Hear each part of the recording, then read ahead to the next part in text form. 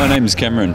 Cameron. From Sydney, Australia. You're from Sydney, Australia. Yes. Australian for beer, as they say. So I saw a commercial. I don't know, and it's like it's stuck in my mind. And every time I meet an Australian person, I say Australian for beer. Anyways, so you are from the country of kangaroos. Yes.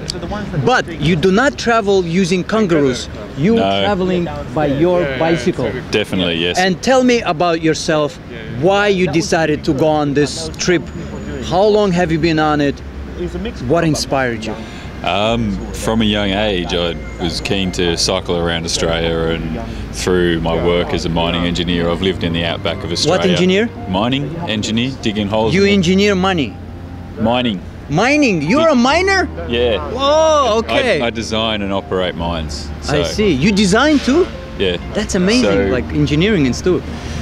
From that, I've experienced the outback and realised that it's not the greatest place to go cycling, as you can potentially cycle for 400 kilometres and not see people, not have access to water. So thought, always wanted to travel to Europe.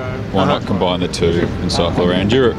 So, and we are currently in Hungary, of all places. Your gear is actually attaches to this metal structure, right? Yeah, I have racks on the front. You have GPS there and some kind of a system. What is that again? That's for a handlebar bag, so I have access quickly to my wallet and passport and things like that when I'm cycling. So I see. Okay.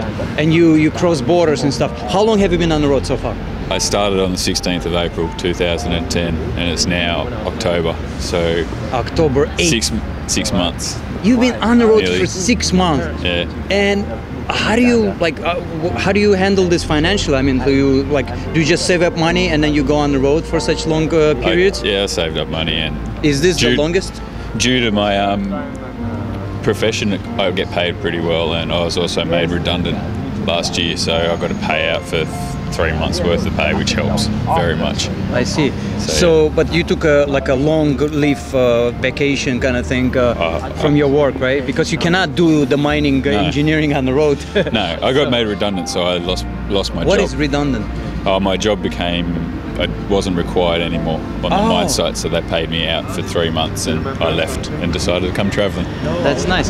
So what's the longest biking trip you've ever undertaken? This is it. This is it, This is the only one I've ever done. I see. And what countries have you crossed so far? Started in England, I went up to Scotland, then across to Ireland, down through Wales, into France, Luxembourg, Belgium, Netherlands, Germany, Czech Republic, then into Poland, and I've just come through Slovakia, and I'm now in Hungary. I see. And the plan is to go down through Hungary into Slovenia, Italy, and back into France over the next month and a half. And then from France you're flying back to Sydney?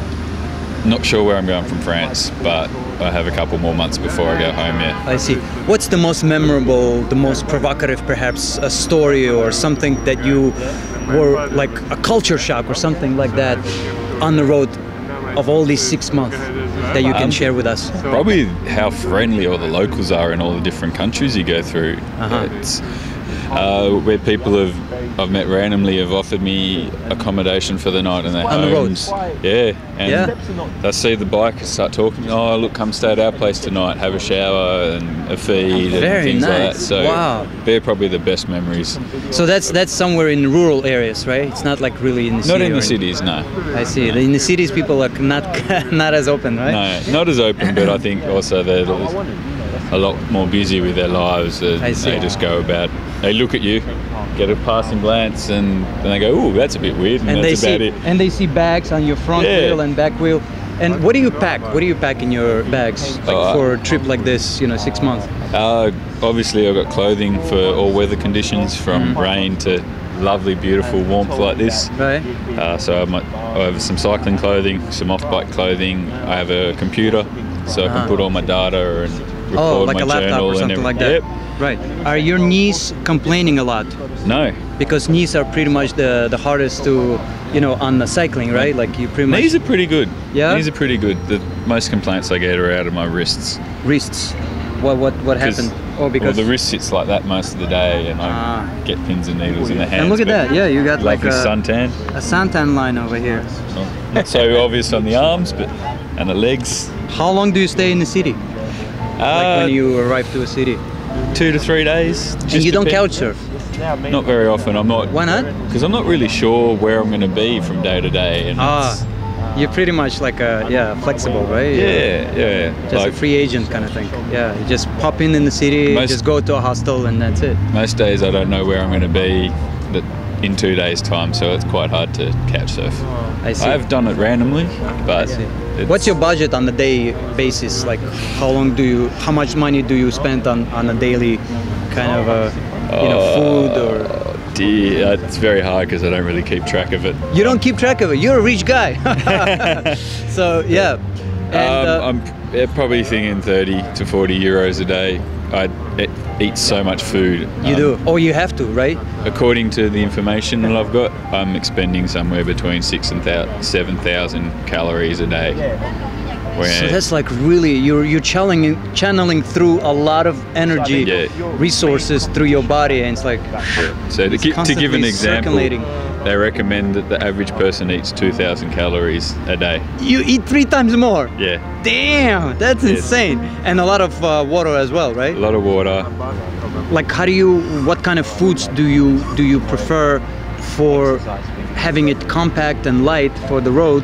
At the same time with high energy, like what do you eat on the road? The biggest high energy foods I consume are pasta and porridge, or rolled oats, oatmeal. So for breakfast, generally a porridge. No peanut butter or anything like that? I find them hard because you got to have jars that are heavy and bulky and stuff. So right. I've got cooking gear. So basically, in the mornings it'll be porridge with maybe some nuts and sultanas or raisins for a bit of flavouring. Dinner, some form of pasta, and lunch I generally try to eat the local cuisine and test that out at restaurants or the little cafes or whatever you can find along the way. I see. Tell me about your bike. Why you chose this particular bike compared to any other bike? The frame is a Surly Long Haul Trucker, which is an American brand, and it's a production frame for touring. Has all the attachment points, eyelets for my racks and everything else. It's got a good reputation. I'm running a dynamo hub on the front, so I can charge up. So small. Because I've only got a single speed chain drive, because I'm running a 14-speed internal geared hub by a company called Roll-Off. So all my gears sit inside the hub at the rear, which means there's less wear and tear on my chain. I don't have a derailleur that needs constant attention. It's a lot less maintenance. I see. Do you have Kevlar in your tires? You know Kevlar, the puncture resistance? I don't think there's Kevlar. There's a weird sort of ceramic lining in them. So you're pretty much protected from punctures? Yes. The tyres are a Marathon XR by Schwabe. Yeah. They're fantastic tyres. Yeah. What about this handlebar? What makes it so special? If you have a look from the top, it's a butterfly shaped handlebar. So it gives me plenty of hand positions. We'll come around this way. So there's a hand position like that. There's there. I can also lean down and rest on it like this as well. So I rest my wrists and my arms. I see. What's the hardest shock from riding this bike on the road on your muscles? What muscle gets the most shock? Most shock or the most pain? Most pain. Or stress. My hamstrings seem to be the worst. Where? The hamstring down the back of the leg. They're typically the ones that get the tightest for cyclists. I see. And what is this? It's a little trip computer as a backup to my GPS. So this runs distance and speed. My GPS does distance, speed, elevation, heart rate, a whole lot of other things. So interesting. Yeah. And how many kilometers do you run a day? Averaging 85 kilometers a day. 85. I have done 3,800 kilometers since August this year in France, and the 3 months in the UK and Ireland I did 5,000 kilometers. I see. What have you learned about yourself on this trip? I've learned a lot more about controlling my anger and patience. Anger? Yeah. You are an angry man by nature? Yeah. Why not? Why? Just the way it is. The way you were born. very short fuse, but I've now learned a lot more about that. I've increased my patience. And how did you learn to control that? I think just realizing that a lot of the stuff happens, you can't control it, so you just let it slide. Yeah, let it slide a lot just more. Just go with the flow, kind of. Yeah, getting better. I see. see. What are the things you can share about your trip? Some wisdom, perhaps. Something you learned and you were like, you know, oh, I didn't know that, you know, like something that may have give you some kind of a understanding of humanity, maybe. Probably the biggest one, and which is probably the most coolest thing, is how cool everyone is in different parts of the world. We all have different cultures, different backgrounds, different understandings, but we're all on the whole here to help each other out, have a good time and go along with the flow. The hospitality, the friendliness of people all through Europe has been fantastic. I see. Have you popped a lot of wheels? I've had 8 punctures. 1 in Europe, 7 in UK. Most of those were due to the fact that my rear rim cracked and was pinching the tyre. Your rim cracked? Yeah. So you changed the rim on the road? I got a shop to do that. I see. Wow. So is this a light bike? It's 15 kilos. 15 kilos. So it's not too bad. It's probably a little bit heavier than others. How heavy is your load? Like, you know, when you have all the stuff on? I have about 40 kilos of equipment on the bike, so total is about 55 kilos. So you get 3 bottles? 1, 2, 3? 4. So I have water in this one. Water in this one. I generally have a Powerade Gatorade mix in this, and this is for my fuel bottle for my stove. Is it important, Powerade, Gatorade stuff on the road? For me especially, I sweat a lot, so I lose salts and electrolytes. So to do that, otherwise I'd be drinking twice as much water and probably not replacing the fluids I need and end up cramping and things like that. So. I see. Wow. Okay. So all right. So what's the last word? Just to wrap it up. It's been great meeting different people around the world, such as yourself, different stories, and seeing what's going on. And you ever hitchhike?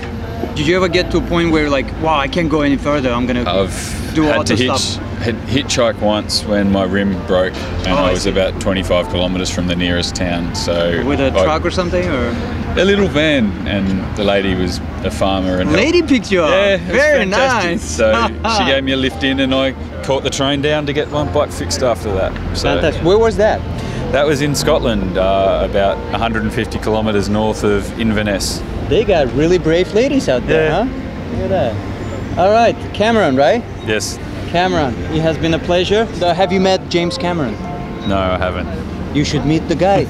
You've met him? No, you're Cameron. You're Cameron. You should just come up to him and say, hey, you are James Cameron and I'm Cameron with the first name. How about that? Well, maybe one day if I run into him. Thank you so much. Brilliant. And have a wonderful trip. Thank you.